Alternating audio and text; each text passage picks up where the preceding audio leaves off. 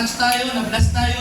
So, let's keep AAC in our prayers. So, may God bless us all. At tayo ngayon ay dadako sa next part of the program. So, opo na po tayo.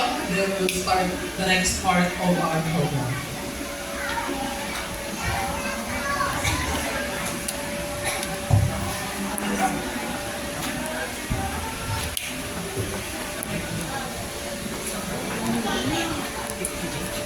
Hello. Sam.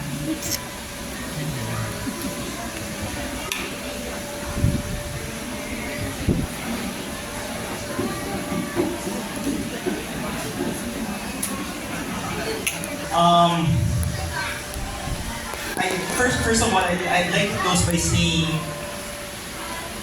we've gone a long way from the moment we've started. Actually, sila Ma'am Army and Elder Conver, ayaw nilang sabihin na they were actually part of the pioneers. Pero ayun, Ma'am Arm, sinabi na ni Pastor Marlon na yung sekreto nyo. So ever since we started once Asaba, they've always been with us because they were actually our sponsors then and still our sponsors now, and pray for them will still be our sponsors moving forward. Amen? Amen. So dati-rati, ang rent na binibigay ni Ma'am Arms is around 10,000 pesos per month. In the next few years, she will be, Elder Conver and Ma'am Army and the family will be giving us more than that. You've seen the church plans, so we're praying for that. We are going to transfer in the next couple of years, hopefully. But more than anything else, we're praying for the Lord to come before then. Amen? Amen. So, just a quick report, mga kapatid, before we go. Kasi sinabi ni Pastor Arn, it's going to be his last Sabbath. This Sabbath, yun ang akala mo. Si Pastor Arn. Pumayag na ba si Nika? Just a quick report, mga kapatid. When we started remitting our tithes in 2018, our tithes was just 1 million 2018. It grew to 1.89 2019. 2020 it was already 2 million.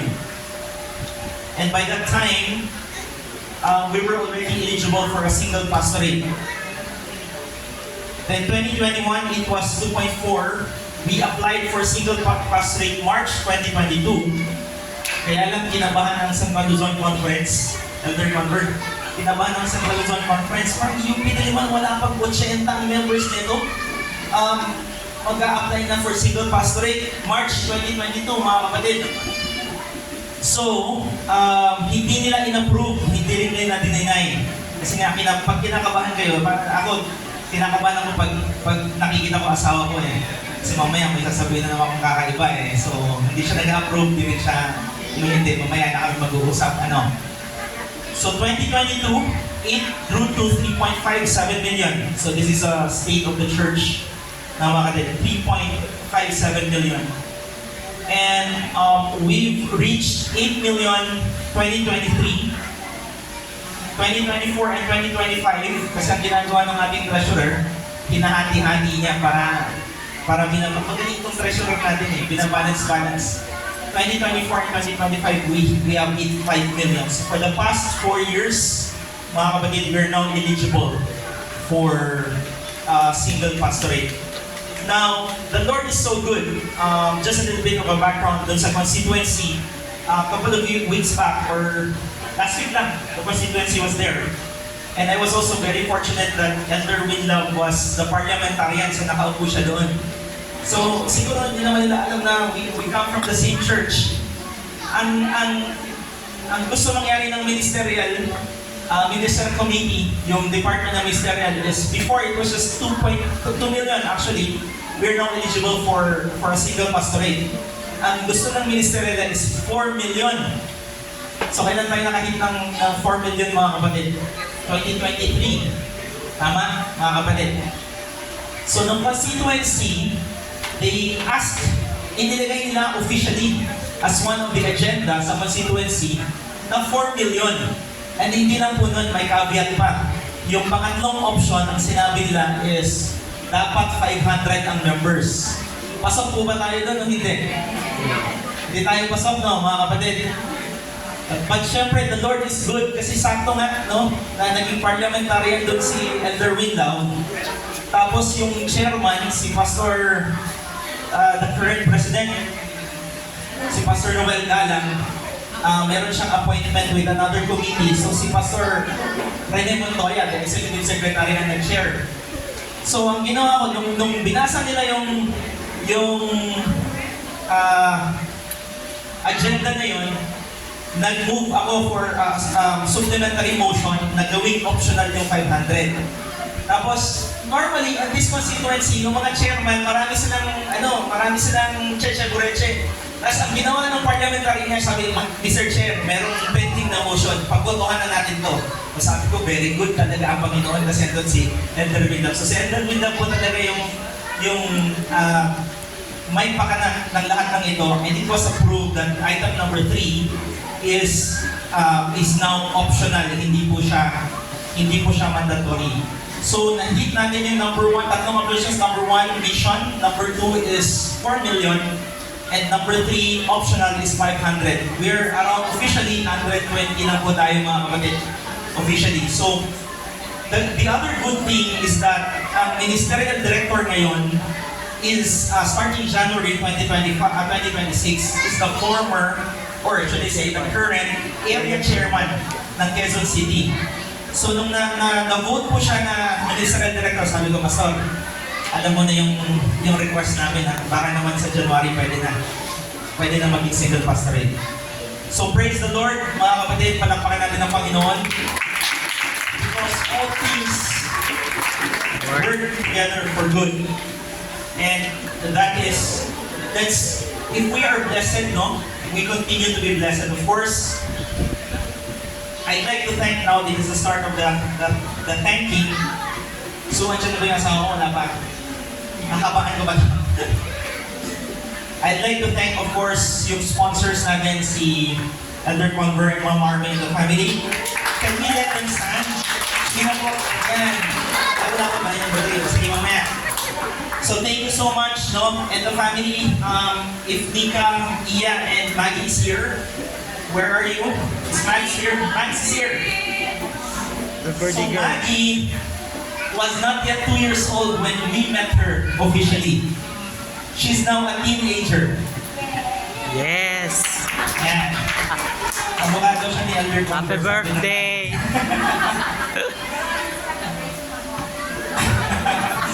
So of course, thank you, Ma'am Armin and Elder Conver, for being with us throughout the years. May the Lord God bless you more and more and more. So, hindi ko maging emotional, no? Kasi when we were students, actually, we were just, kami nila Erwin, actually mas matanda yan sila Erwin, sabi talagang Emphasize. Okay na kami sa noodles nun eh.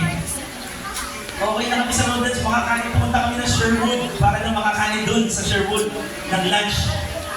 Ngayon nakita niyo yung lunch. Alam ko masarap yung lunch ninyo sa taas. Nakakain ba kayo ng cake na malaki? Nakita niyo ba? Yan. Yung Sans Rival, nakain niyo? Babalikan. Yan. Ice cream. Nakakain ba kayo? Pa-request ni Elder Conver yun. Ube. Ayan. And now, we're so blessed na hindi natin nabubos yung pagkain kanina. Amen? Amen. Sana lagi mo tayong ganun mga kapatid. Of course, the elders, I'd like to mention everyone.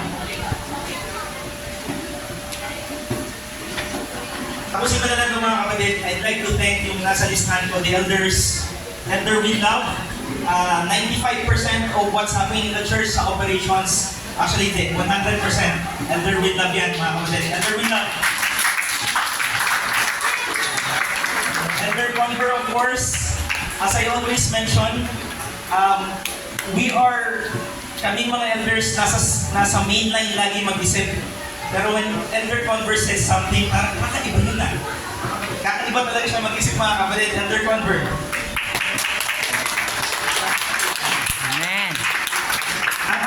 age po namin mga elders is 29,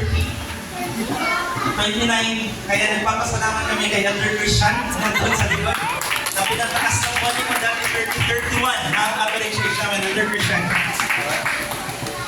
Elder Sue, siya po ang laging punong abala sa lahat ng program, ang laging nauutusan na Elder. Elder Sue. Elder Sue. Ayun. Elder Kerr, the youngest, he is 16. Single and looking for someone. Very rich.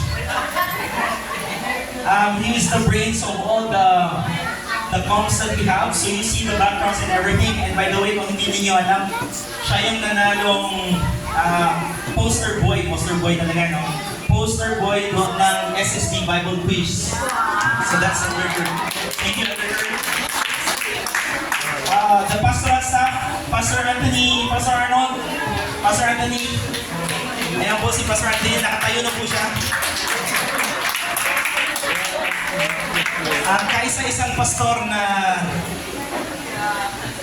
hindi ko napagalitan. Sorry, Pastor. Mamaya ka. And of course, the deacons and deaconesses, we see you. Tayo po kayo. Sila po yung pinakauna sa church, sila yung pinakalas sa church, sila nagsasaya ng pagkakas ko, deacons and deaconesses. Tayo po kayo. Tayo po, huwag po kayong mahiya. Sige na, go. We will do an extended applause for you. Thank you. Deacons and deaconesses. And Ma'am Army, who leads the music, Sir Matt, and all the other officers, sila ang lagi na dyan. So the good thing about UP is that every quarter, kung napapansin nyo, we have something different in our music style. So, and then of course, pinakamahigpit na treasurer sa church na nakilala ko, Ma'am Clemens. Napakahigpit na ni Ma'am Clemens, mga kapatid. Ang hirap humingi ng budget dyan. Hihingi ng 1 million, bibigyan lang kami 900,000. And of course, Denny, nasan si Denny? Gustong-gusto ang kids, na ayaw mag-boyfriend, pinapanalangin ng buong church na magkakaasawa ka. So our children, thank you so much for taking care of our kids. Sana mas magiging mabait ang mga kids kaysa sa'yo. Dayan! Is Dayan here? Kat, wala? Oh, so sad. Kat, thank you, Kat, for all the comms. Siya yung nag-provide ng comms natin sa booth, sa Facebook page, doon sa mga group chats natin. Kaya na Elder Curbs, meron pala tayong mga oldies na kailangan nila ng analog, yung text. So baka hindi namin ibalik ng text kasi hindi pa lahat naka-chat. Ayan. Ate Dina, family, thank you so much. So, maganda to si Ate Dina kasi every time she brings her family around, lagi niya sinasabi, pag lunchtime, Fernandez says 16. Yan, lagi ganon, 16. Of course, Donver, nasaan ka? Donver, pag ilang year mo na itong chairman ng Amicus? Pangatlo, di ka talaga sumusunod sa konstitusyon. Donver, siya yung naghahanap ng place dito sa atin. Hopefully, the next couple of weeks, di ka na maghanap ng place. Ikaw na yung hahanapin bakit wala ka doon sa church natin. Amen? Elder Erwin, ano to ha? Alphabetical order para walang ano ha? Elder Erwin, who is the head deacon. Dito, ano siya? Elder Erwin. And thank you so much for taking care of our deacons. Elder Erwin. Elder Isaac, di pa tumarating? Ha? Siya po ang in charge sa ating personal ministries. Jess, Lover, di pala, di Lover Boy. Sabbath School, nasa si Jess? Ayun. Sabbath School, chorister, opening prayer, opening remarks, message, mission spotlight, special song, pianist, ano pa? Deacon. Yan si Jess sa inyong mga kapatid. Jess, tayo, please. Yan. Sasabihin ko sana, ang gwapo ni Jess, kaya lang may katabing maganda, so sorry na lang kayo. Singular. Lawi, Pathfinder. Bakit naman Pathfinder? Nagreklamo yung treasurer, bakit daw Pathfinder may malaking ginagastos for the year. Mag-usap na lang kayo ng treasurer, ha? Lagi ka kasing nasa dagat eh. Kaya ako na pagbubuntungan. Nika, our church clerk, used to be our Sabbath school. Nika's not here. Okay, nasa Japan pa. Ate Pam, who already went on vacation to Women's. Very active, kahit sa area. May pasayaw-sayaw pa sa area, no? Ate Liz. Rich, our health director, Doc Rich, umalis na rin. Nasa duty. Eto. Sinong single na lalaki dito? Sinong single na lalaki? Mayroong si Klein. Huwag na si Klein. Matanda na yan si Klein eh. Ay, ano pala Kuya Klein, sorry. Anong batch mo? 1980... Ay, di ba? Di mo kasi sinabi kanina. Di na baka si Doc Edwin. Ito, yung pinaka-baby ng church board, si Sashi. Sashi, our AY leader. She's just 18. Are you still 18? Oh, legal na. Don't have a boyfriend. So Sashi, andun yung nanay niya. Huwag kayong magkakamalit kasi abogado yung nanay niya. Alright? Siguro dito na. Ate Shirley, Head Digones, where are you? Andito si Ate Shek. Thank you so much. And of course, the most special member of the church board. Kung wala siya, wala ako. My love, our stewardship director.